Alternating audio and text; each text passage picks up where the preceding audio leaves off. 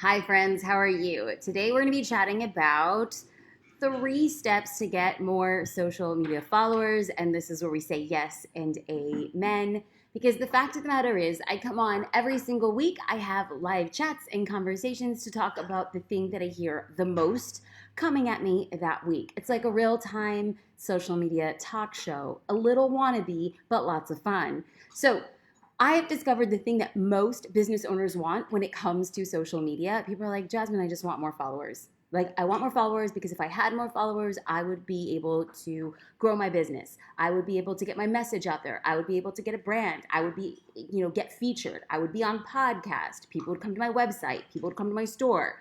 So, if the most frequently asked question this week is, Jasmine, I want more followers, the question that I have to respond is, but what's stopping us? Like, what's stopping most people from getting more followers?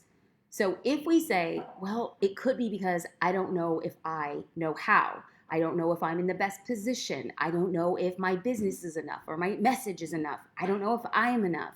So the question then becomes, if you want more followers and you're not quite sure what we should do, the question is to really itemize, well, how do we break this down in 3 simple ways? Because we can, generally say, hey, what got us to this point, we see results. But if we keep on doing the same thing over and over, guess what? We're going to get the same results, right? I think Albert Einstein defined insanity as doing the same thing over and over and expecting a different result.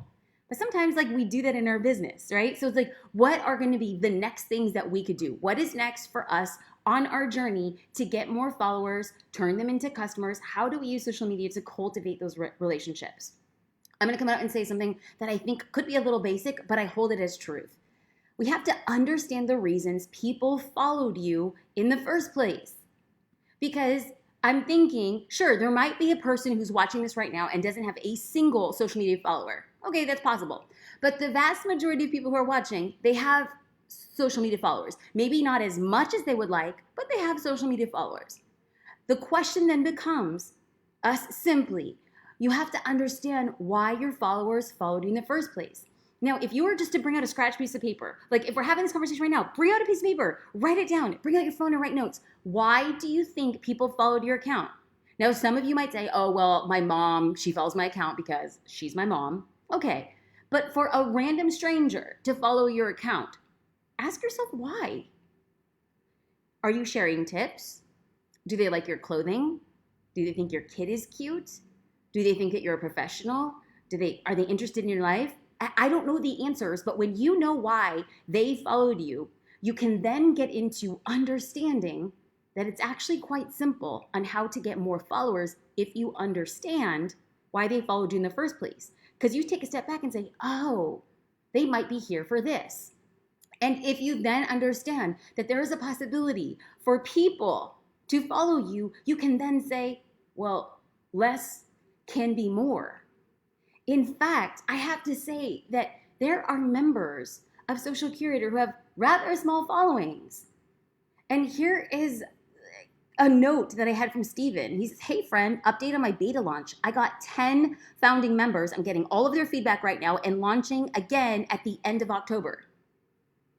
So we have a business owner who doesn't have a very big following, and he launched something and he's so excited about the 10 founding members because those founding members are going to teach him on how to make it better, and he's going to launch again at the end of the month. So what does this lead us to think and know? Is when you focus on what you don't have, it will never be enough. Instead of saying, I just got 10 people in a beta course, what would it be like for us to say, wow, it's so simple that these 10 people will teach me everything I need to know, and those 10 people are going to be enough. If we can't be happy with what we have now, how will we be able to get happy with what we have in the future? Like Chelsea, who found out this morning that her photos had been featured because she was using the proper hashtags. Those types of things, these are small wins in our business. So number 1, we figure out, why did people follow us to begin with? Number 2, we understand that simplicity, that less is more. And then I'm going to get into something that sometimes rubs people the wrong way, but it's just truth. And that is the third step, is to show more of your why. Simon Sinek famously says that people don't buy what you sell, they buy why you sell it. And so my question to you, like just like homie to homie, is like, when is the last time you told people why you started your business?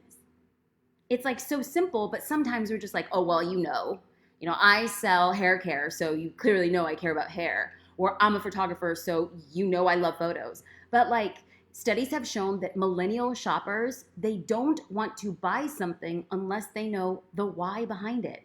Millennial shoppers are the next big, massive generation of shoppers. So why not get accustomed now to sharing your why?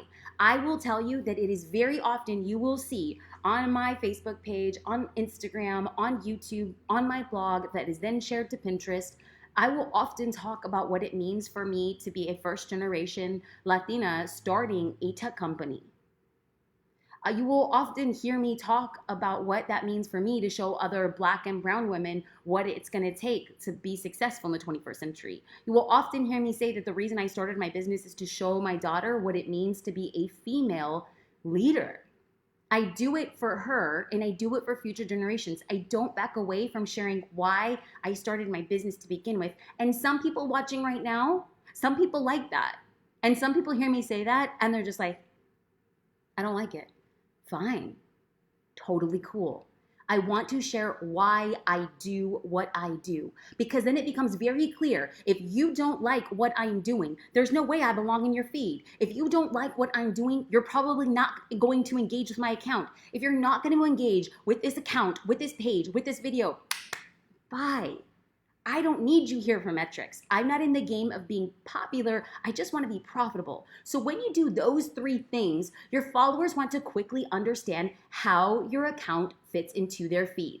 When you know those things, when you know that less is more, that simplicity in sharing a message, and expressing gratitude for what it is that you have, when you can share what your why is, and when you know how to show up in ways of how people can contextualize why the heck they're following your account to begin with, then that's when it leads to engagement.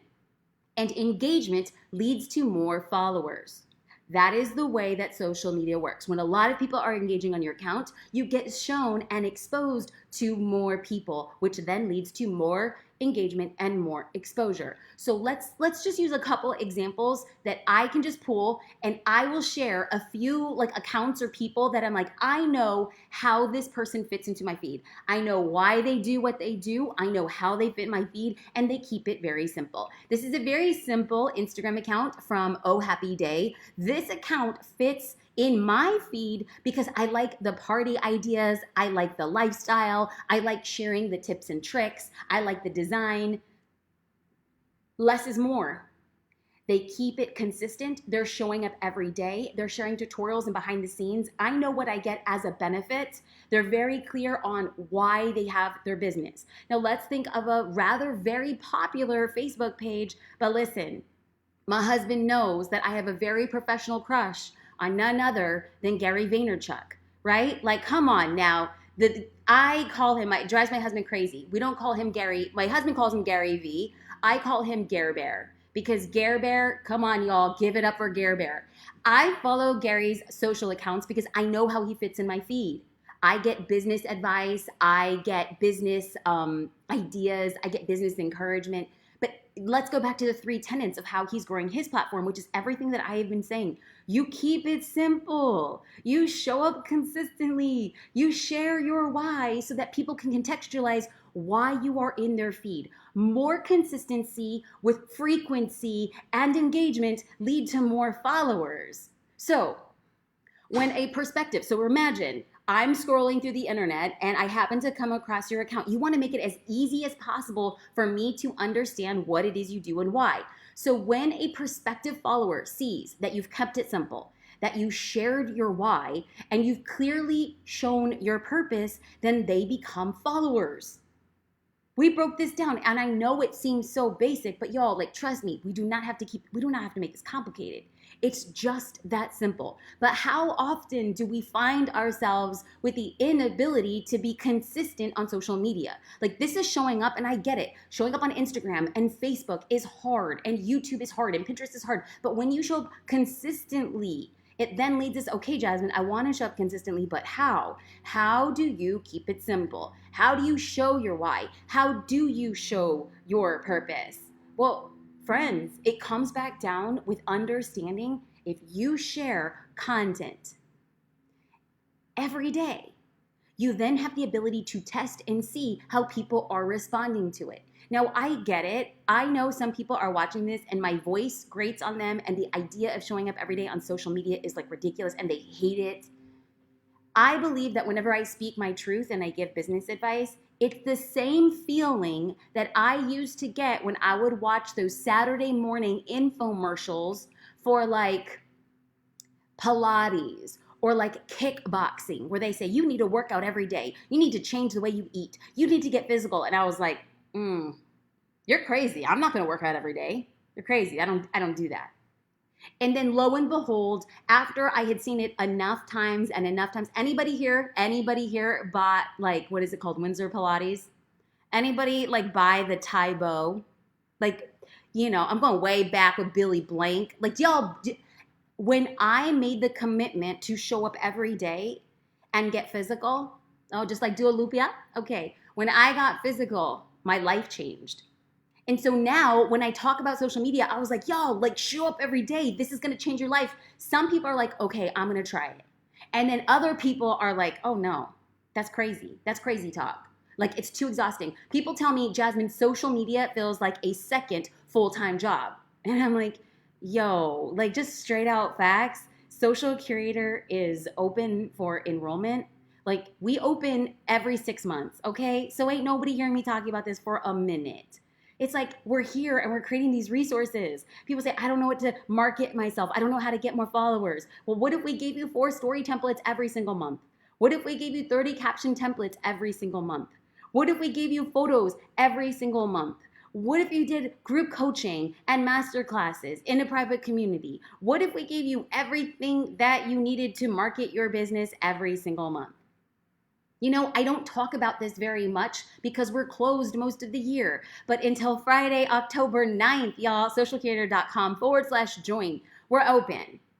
And it's just like, sometimes people come in and they'll watch a YouTube video, they'll watch a live Facebook, they'll watch a live Instagram. They're like, okay, I got enough. But I'm like, learning more isn't compared to doing more. If you're watching this, like, the greatest gift that you can give me is like, sure, do I want you on the inside of Social Curator? Hell yeah. Do I need you? No. What I need from you is go and do the work. We create resources to help you, but go and do the dang work. Thinking about something will get you nowhere until you start doing about it. All right, friends, let's get into some Q&A. Chrissy Renee says, is it weird to follow a person on Instagram from a business page? So for example, if my target customer would shop at a local boutique and I go in and follow their customers, is that weird? Are you only supposed to follow businesses and comment? Okay, y'all, I want to know your opinion. How would you respond to Chrissy? I have my opinion. I do not think it's weird at all. Social media is social.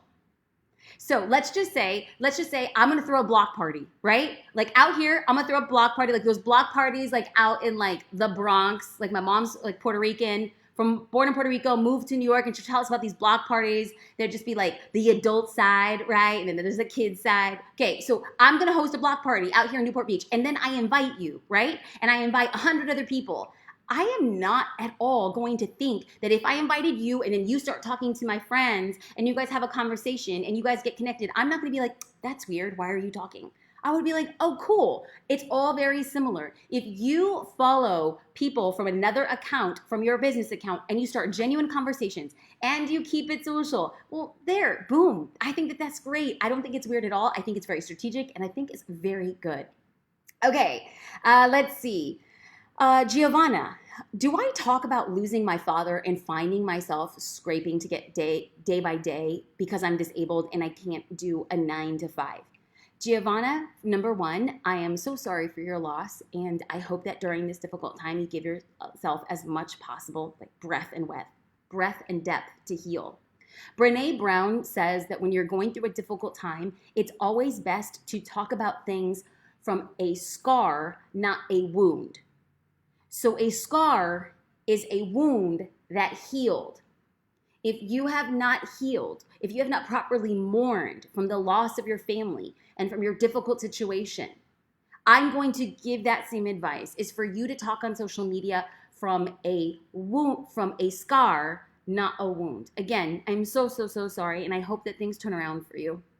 Okay, so Danielle Ballard said, I signed up yesterday and I already felt so much more clarity and focus on how to create messaging in my business. I'm so grateful I did this. Danielle, you're hearing it from me first. Welcome to Social Curator. I can't wait to see you during kickoff week next week. We're gonna have 5 days of classes, master classes, and tutorials. Okay, Donna, do I have to make live videos? I don't feel confident in my appearance. I have to say to anybody who wants to show up on video on social media, I can't speak for anybody else, but I can tell you that I do not feel comfortable on video. But there was also a time in my life where I did not feel comfortable driving a car, and a time in my life where I did not feel comfortable speaking, a time in my life where I did not feel comfortable reading. What I do on video is a learned trait. It is not natural for me. Do you need to be on video to succeed in social media? No. Is it the fast track and will help you grow faster? Yes. And I have to say that I am not a kind of person who likes the sound of my voice. I never watch a video over again that I've done. But oftentimes our biggest fears come from us thinking about our insecurities or fears.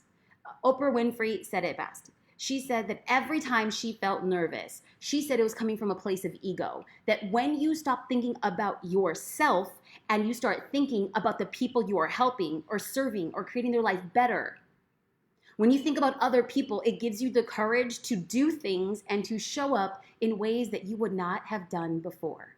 So, Donna, and anybody else who does not feel comfortable on video, number one, it is a learned trait. And number two, you will always feel insecure until you start thinking of the benefits and values to other people that you are leaning toward. Sarah said, I started Social Curator yesterday and I have had more feedback on my last post than I had in quite a while. Thank you. All right, Sarah. I'm happy you're on the inside of Social Curator. I absolutely love this.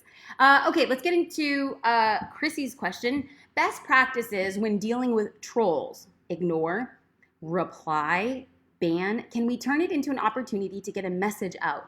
This is for a client in a congregation. Well, when it comes to a troll, I have come to believe that everybody will have an opinion about anybody putting anything out on the internet. People's opinions are free. People's opinions also don't pay my bills. So if people have an opinion about the thing that I am doing, number one, I say thank you. Thank you for caring so much about leaving a negative comment on my account. Number one, that negative comment counts for engagement. Number two, when I respond to that negative comment in a way that I feel is reflective of my brand and spreads positivity, that also helps my brand as it extends. And then number three, I express nothing but wild empathy. Because people who go out of their way to say disparaging things about my father or the way that I look or about my adopted daughter, those people are really, really sad. They're really, really angry and they're really, really lost. Anybody who is busy and successful doing their own thing will never leave a negative comment. The people who are leaving the mean, disparaging, and negative comments are the people who do not have anything going on in their life. That's just it. So instead of feeling angry or instead of feeling resentful, number one, I express gratitude for the pop of engagement. Number two, I express gratitude because how I show up and respond to them is a positive opportunity for my brand. And number three, wild empathy, because those people are broken and hurt people hurt people. So I have an opportunity when a troll shows up to say thank you, moving on, and God bless you. Okay, Cesar Ocampo, I'm a commercial photographer and I'm having problems figuring out my ideal customer or where they shop. What can I do to find out? I am talking to everyone. Caesar, have you signed up for my free branding workbook? jasminestar.com/branding. There we will walk you through an exercise on how to find your ideal client. Happy to help and here to serve. Bobby said, I signed up for Social Curator last week during early enrollment and I'm off and running, loving it so far. I finally have a plan and amazing resources. Well, hot dang, Bobby, and anybody else who's interested, socialcurator.com/join. Y'all, we are closing the doors. We're not going to open the doors for another 6 months. We're closing the doors on Friday. We have amazing bonuses in there. If you would like more information, send us a personal message, a direct message, hit us up at socialcurator.com. Like always, we are here to help you slay the year. Yesterday, I've been having conversations with business owners this past week, and I don't know about you, but everybody has in agreement of saying 2020 has been a year that none of us expected. And the thing that I said that I'm just going to say again, and I've said it way too many times this week, but I'm going to say it again for the people in the back, that I am the author and finisher of this chapter. I have 3 months left in 2020. I refuse to be kicked while I'm down. I'm going to fight like all get out. I am going to show up with pride. I am going to do things that make my future self happy. I am going to get to December 31st, 2020, and I am going to look back and say, hot dang, you gave it your all. You stepped up in your business. You tried your best, and you did not let 2020 get the best of you. So friends, if you refuse to let 2020 get the best of you, it will be an honor to see you on the inside of Social Curator so that we can connect and finish this year off strong. Love you, people. Have a good one. That was a really awful heart. Let me make a cuter one. Hey, that was much cuter. All right, friends.